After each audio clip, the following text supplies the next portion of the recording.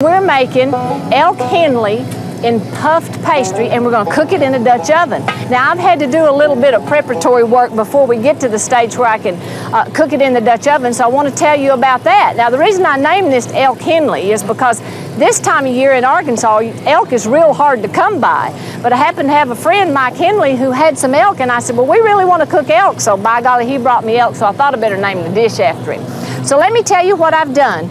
I've taken this deep dish skillet here.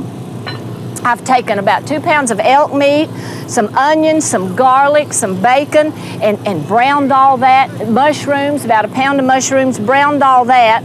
Then put it back in the skillet and then added beef broth, a cup of port wine, some spices like thyme and juniper berries. Juniper berries are something I've just started to cook with, but let me tell you, they just really add a great flavor to especially meat dishes like beef and wild game like venison and things like that.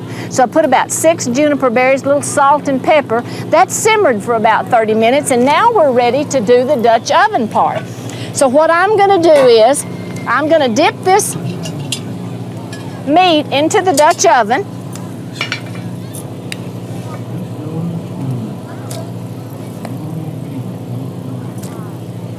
You're going to cover this with a puff pastry, and boy, it puffs up and up, and really not only does it look nice, but it really does give it a good flavor too, and kind of a different texture than we've talked about. Now, if you didn't have puff pastry, you could probably make a pie crust, or you could probably make biscuits and put them on top of it, but that puff pastry really adds a different texture. Plus, you know what you can do? You can do this in your oven at home.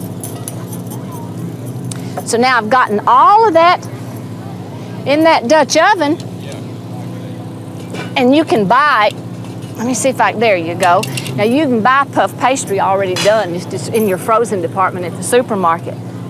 Take a sheet of puff pastry and roll it out so that it's going to fit in your pan, and you may have to do a little pulling and tugging and all that, but you want it to cover your Dutch oven. Now, I like to leave it up here on the sides too, because to, kind of roll it over and put it like that, because that's just more good crust.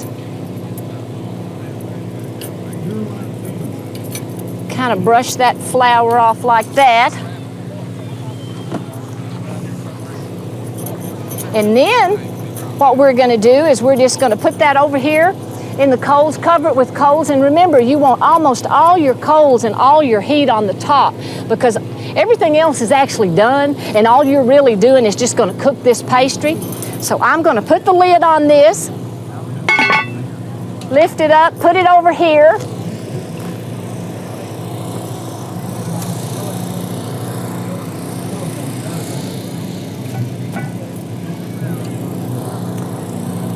Get some of these good hardwood coals. If you're doing this at home and you don't have coals like this, of course this is the best way, this is the most fun way to do it, and the most authentic way to do it is with these coals.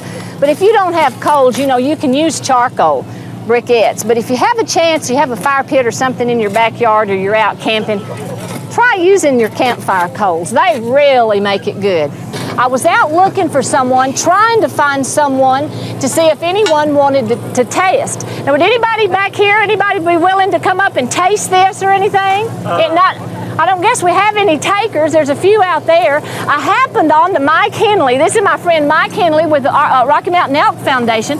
This is the guy I named the recipe after, because if it hadn't been for this guy, we wouldn't even have any. So since John's not here, would you mind to try this out? I'd love to. Okay, well, I'm going to dip you up some.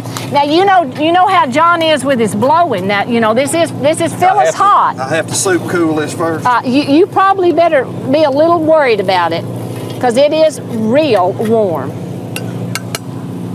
So you taste that while you can kind of sop it around a little bit and kind of blow it a little bit like John does before we start, before you taste it, okay? Is this a puff pastry on This is the puff pastry on the top. I'm going to get my cheat sheet out here and tell you how we did this. Don't you want to stand up? So it'll go down better? I'd like to stand up and get my face out of that fire. Oh, well, get used to it. I took about 2 pounds of elk meat and browned that in a stick of butter, and then took that out and put some, about 4 slices of bacon I'd chopped up, put that in this big skillet.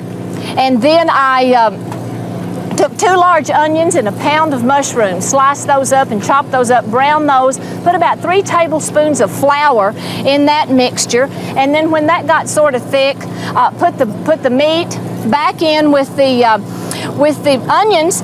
Then I added a can of beef broth, 6 juniper berries, a teaspoon of thyme, a cup of port wine or any sweet wine, then salt and pepper to taste. Put that all in the skillet, mix it up, let it simmer for about 30 minutes, then take that out, put it in a Dutch oven, take a store-bought puff pastry, roll it out to fit your Dutch oven, put that on there, put coals on the top and cook it, and what do you think? Have you been able to taste it? I've already had one cheater's bite and Did you have? Wonderful. I'm going to do this again. Well, we thank you very much for providing that help. Well, let's see if you can do that like John. Do I have to lick my fingers? Yeah, like lick your fingers like John.